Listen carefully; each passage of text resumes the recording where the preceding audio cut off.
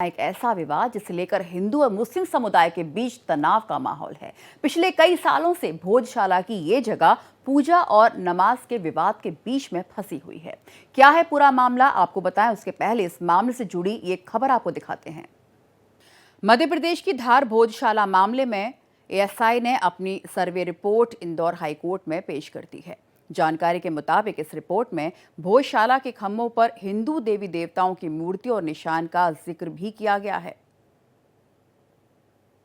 इसके अलावा कुछ सिक्के भी मिले हैं। इन सिक्कों को 10वीं सदी का बताया गया है और इसके अलावा ये भी दावा किया गया है कि कुछ सिक्के उस समय के हैं जब परमार राजा धार में अपनी राजधानी के साथ मालवा में शासन कर रहे थे। तो एएसआई रिपोर्ट में दावा किया गया है कि यहाँ पर कई देवी देवताओं, शेर, हाथी, घोड़ा, कुत्ता, बंदर की मूर्तियां मिली हैं, छवि मिली हैं और साथ ही कीर्ति मुख मानव का चेहरा भी यहाँ से मिला है।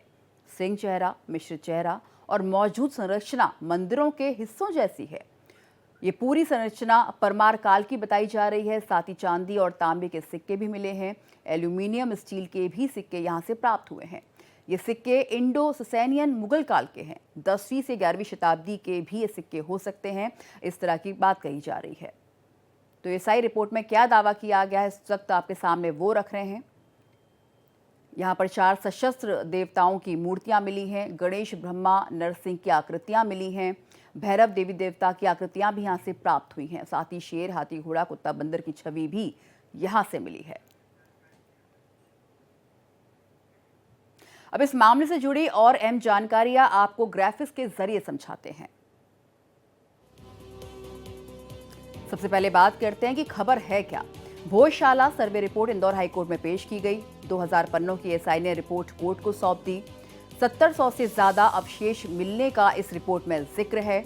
500 मीटर के दायरे में वैज्ञानिक सर्वे कराया गया और 22 मार्च से 27 जून तक ये सर्वे किया गया। 98 दिन का ये सर्वे चला और खुदाई की फोटोग्राफी और वीडियोग्राफी भी इस पूरे मामले में की गई। तो सबसे पहले हम ग्राफिक्स के जरिए आपको समझा रहे हैं कि आखिर पूरी खबर क्या है। अब एएसआई रिपोर्ट में क्या कुछ मिलने का दावा किया गया है। इस जांच में 94 मूर्तियां, मूर्तिकला चित्रण के साथ वास्तुशिल्प सदस्य भी देखे गए। खिड़कियों, खंभों, बीमों पर मूर्तियां उकेरी गई हैं। 4 सशस्त्र देवताओं की मूर्तियां भी यहां पर उकेरी हुई मिली हैं। इनमें गणेश, ब्रह्मा, नरसिंह, भैरव देवी देवता की आकृतियां शामिल हैं। शेर, हाथी, घोड़ा, कुत्ता, बंदर, सांप, कछुआ की भी यहां से छवि प्राप्त हुई है। साथ ही कीर्ति मुख मानव चेहरा, सिंह चेहरा और एक मिश्र चेहरा भी। और मौजूदा संरचना पहले के मंदिरों के हिस्सों से बनाई गई है। परमार काल की ये मौजूदा संरचना बताई जा रही है। चांदी, तांबे, एल्यूमिनियम, स्टील के 31 सिक्के यहां से मिले हैं और ये सिक्के इंडो ससैनियन दिल्ली सल्तनत मुगल काल के बताए जा रहे हैं। सबसे पुराने सिक्के इंडो सासैनियन हैं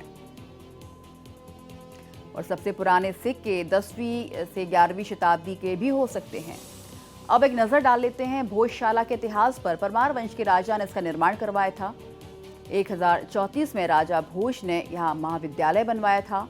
महाविद्यालय बाद में भोजशाला के नाम से जाना गया। महाविद्यालय में दूर दूर से यहाँ पर छात्र पढ़ने आते थे और महाविद्यालय में देवी सरस्वती का भव्य मंदिर बताया जाता है। कवि मदन ने नाटक अकोकर पर मुंजरी में मंदिर निर्माण किया और वर्ष 1496 में महमूद खिलजी ने यहाँ दरगाह का भी निर्माण करवाया था। साल 1902 में लॉर्ड कर्जन ने रखरखाव के लिए 50,000 मंजूर किए। 1933 में मुस्लिम समुदाय को यहां पर नमाज की अनुमति मिली। 1951 में भोजशाला राष्ट्रीय स्मारक घोषित किया गया। बाद में यहां खुदाई में सरस्वती की मूर्ति भी प्राप्त हुई। 1980 में अंग्रेजों ने सरस्वती की इस मूर्ति को लंदन भेज दिया और प्रतिमा को भारत लाने की भी लगातार से मांग उठती रहती है। भोजशाला को लेकर 1995 में पहली बार विवाद सामने आया जब हिंदुओं को यहां पर पूजा करने की इजाजत दी गई। लेकिन साथ ही आज शुक्रवार को मुसलमानों को भी नमाज की अनुमति थी। हिंदुओं को वसंत पंचमी पर यहाँ पूजा की अनुमति मिली और मुसलमानों को 1 से 3 बजे तक नमाज की अनुमति मिली। 12 मई 1997 को आम नागरिकों के प्रवेश पर यहां प्रतिबंध लगा दिया गया। 31 जुलाई 1997 को प्रवेश से प्रतिबंध हटा भी गया। फरवरी 1998 को एएसआई ने प्रवेश पर प्रतिबंध लगाया और साल 2003 में फिर से यहां पर पूजा करने की अनुमति दी गई। पर्यटकों के लिए भी इस भोजशाला को खोल दिया गया। हिंदू फ्रंट फॉर जस्टिस के बैनर तले कोर्ट में फिर याचिका दाखिल की गई। याचिका में हिंदुओं को यहां पर पूजा करने के पूरे अधिकार की मांग रखी गई। कोर्ट ने इस पूरे मामले में राज्य केंद्र सरकार और एएसआई से जवाब मांगा। एएसआई ने साल 1902 और 3 के भोजशाला सर्वे की बात बताई। उसके बाद नए सिरे से एएसआई ने सर्वे को कोर्ट में पूरी तरह से नकार दिया, लेकिन मुस्लिम पक्ष ने भी दोबारा भोजशाला सर्वे को नकार दिया। 11 मार्च को कोर्ट ने ज्ञानवापी की तर्ज पर यहां पर भी सर्वे का आदेश दे दिया। बात कर रहे हैं कि आखिर भोजशाला विवाद है क्या। तो हिंदू संगठन का दावा है कि राजा भोज के काल की इमारत है, देवी सरस्वती का यहां पर मंदिर है, यहां पर पूजा होनी चाहिए। वहीं मुस्लिम समुदाय का दावा है, वो अपना अधिकार मानता है, वो बोलता है कि यहां कई वर्षों से हम नमाज अदा करते हैं। और आइए अब आपको सुनवाते हैं इस मामले से जुड़े वकील क्या कुछ कहते हैं। आर्कियोलॉजिकल सर्वे ने जो रिपोर्ट फाइल की, इससे हमारा केस और मजबूत होता है। और मैं ऐसा मानता हूं कि जो 2003 में एएसआई ने गलत आदेश पारित किया था इसी जगह पे पूजा करने का और इसी जगह पे नमाज पढ़ने का मंगल को और फ्राइडे को, वो आदेश गलत है। इंदौर हाईकोर्ट के सामने हम इस मामले को लेके गए थे। ऑनरेबल इंदौर हाईकोर्ट ने एएसआई के सर्वे का निर्देश दिया था। 98 डेज़ का एएसआई का सर्वे हुआ है। एएसआई ने 2000 पन्ने की रिपोर्ट फाइल की है और जो हमारा केस है वो इस रिपोर्ट के बाद और स्ट्रॉन्ग होता है। और अब आपको सुनवाते हैं कि इस पूरे मामले से संबंधित याचिकाकर्ता क्या कुछ कह रहे हैं। आज माननीय हाईकोर्ट में हिंदू फ्रंट फॉर जस्टिस की याचिका पर हुए सर्वे पर भारतीय पुरातत्व सर्वेक्षण विभाग ने अपनी रिपोर्ट पेश की है। धार के हिंदू समाज ने, जिले के हिंदू समाज ने भोजशाला की मुक्ति और उसके गौरव की पुनर्स्थापना के लिए महाराजा भोज स्मृति वसंतोत्सव समिति के बैनर से कड़ा संघर्ष किया है। कानूनी लड़ाई हिंदू फ्रंट फॉर जस्टिस के श्री हरिशंकर जी जैन, विष्णु शंकर जी जैन, रजनाथ जी अग्निहोत्री के नेतृत्व में हुई है। माननीय हाईकोर्ट इंदौर में विषय चल रहा है। 22 जुलाई इसकी अगली तारीख है।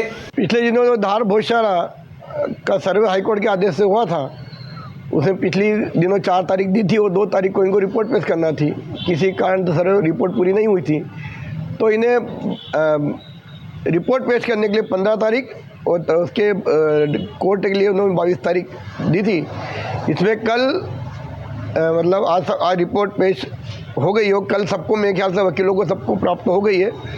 वह जब मैंने अपने वकील से चर्चा हुई तो उन्होंने बताया 2500 पृष्ठों की लगभग पूरी रिपोर्ट है और ये अलग अलग विधाओं की अलग अलग उसकी फाइल बनी हुई है।